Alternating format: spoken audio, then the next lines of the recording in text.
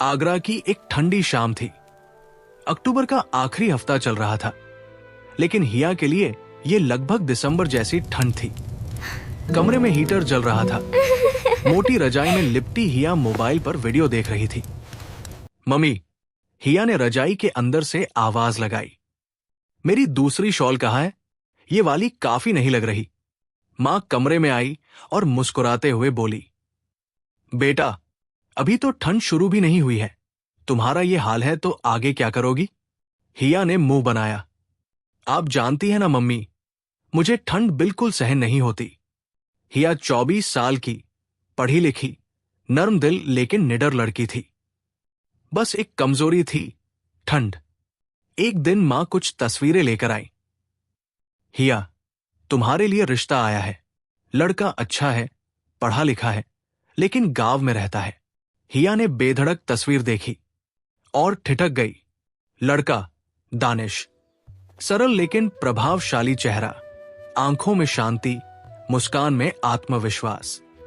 ये ठीक लग रहा है मम्मी, मां ने अर्थपूर्ण मुस्कान दी। सिर्फ ठीक? हिया शर्माई। कुछ महीनों बाद शादी हो गई। हिया शहर की थी, लेकिन नूरपुर नामक गांव में उसका स्वागत भव्य था। सास ने प्यार से कहा, बेटी, आज से ये तुम्हारा घर है। ननद हंसते हुए बोली, अब रातों में मजा आएगा भाभी। ये सुनकर हिया को अजीब लगा, लेकिन वो शांत रही। रात को जब हिया रजाई ढूंढ रही थी, दानिश आराम से बोला, चलो बिस्तर लगाओ, छत पर जाना है। हिया चौंक गई। छत पर? इस ठंड में? दानिश ने गहरी सांस ली। यहां की परंपरा है, सभी सर्दियों में छत पर सोते हैं। हिया का रंग उड़ गया। खुली छत, ठंडी हवा, ठंडी जमीन।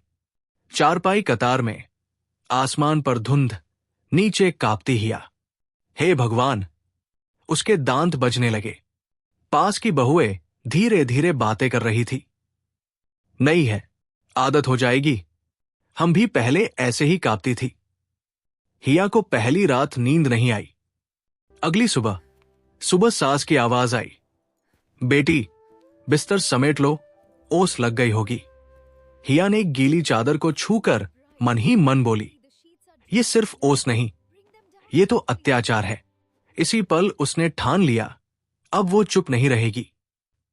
नूरपुर की सुबह सुंदर थी, लेकिन हिया के लिए हर सुबह एक नई परीक्षा बन चुकी थी।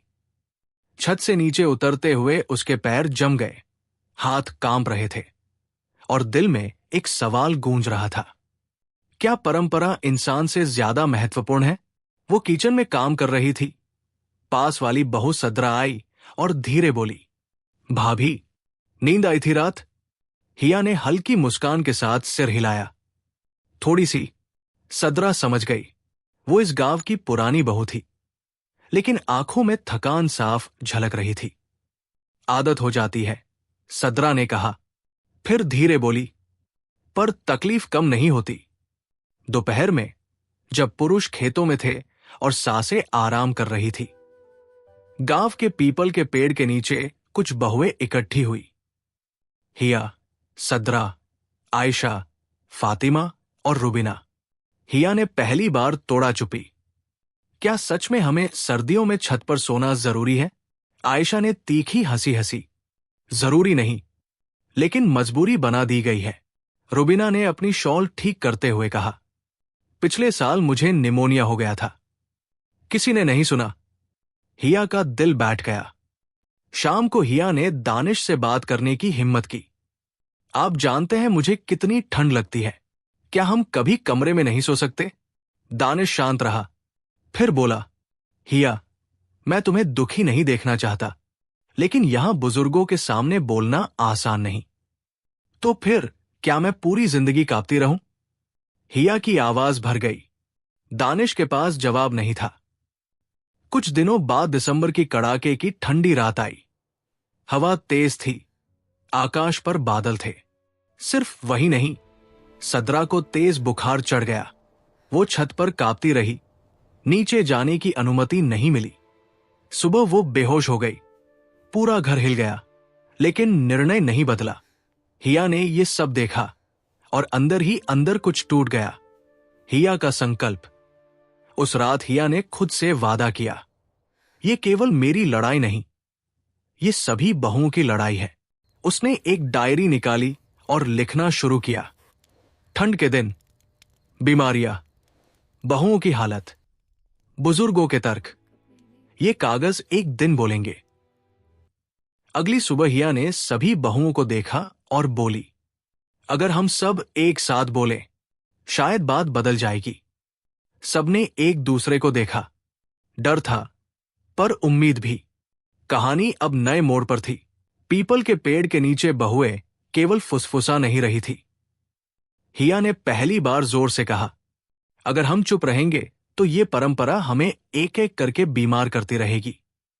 फातिमा ने घबराकर कहा, लेकिन अगर सास नाराज हो गई तो? हिया ने दृढ़ आवाज में कहा, तो नाराज हो जाए।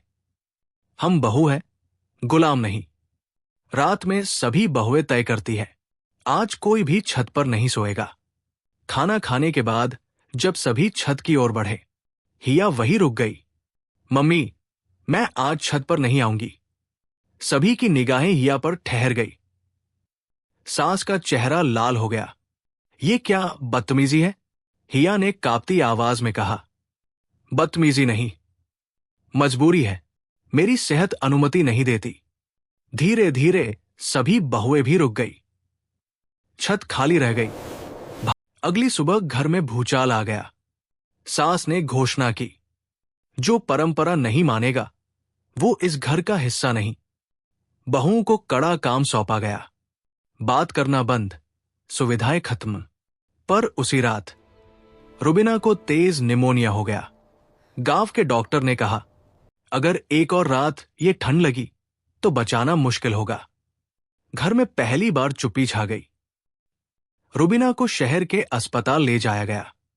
वहां डॉक्टर ने सभी को स्पष्ट किया, सर्दियों में खुली छत पर सोना खतरनाक है। पहले समय की बात अलग थी। अब हवा जहरीली है, नमी अधिक है और शरीर कमजोर। दानिश ने पहली बार आवाज उठाई, अगर परंपरा जान जाए तो? ऐसी परंपरा का क्या फायदा? ये शब्द तीर की तरह लगा। कुछ दिनों बाद गांव की चौपाल में चार्ट, तस्वीरें, वीडियो सब लगे। सर्दी, निमोनिया, प्रदूषण, नमी, सभी वैज्ञानिक प्रमाणों के साथ। बुजुर्ग लोग चुप थे। सास की आंखें नम थी। हमने परंपरा निभाई, पर समय के साथ बदलना भूल गए। उस वर्ष सर्दियों में नूरपुर की छतें खाली थी। रात को लोग कमरे में सोते। शाम को चौपाल में हंसी, खेल और बातचीत। सास ने हिया को रजाई दी और कहा, बेटी, हमें माफ कर दो, तुमने हमें बचा लिया। हिया मुस्कराई। ये जीत किसी एक बहू की नहीं थी, ये मानवता की जीत थी। निष्कर्ष, कहते हैं परंपरा वही अच्छी है जो इंसान को जीवित रखे। नूरपुर ने ये सब अपनी बहुओं से सीख लिया।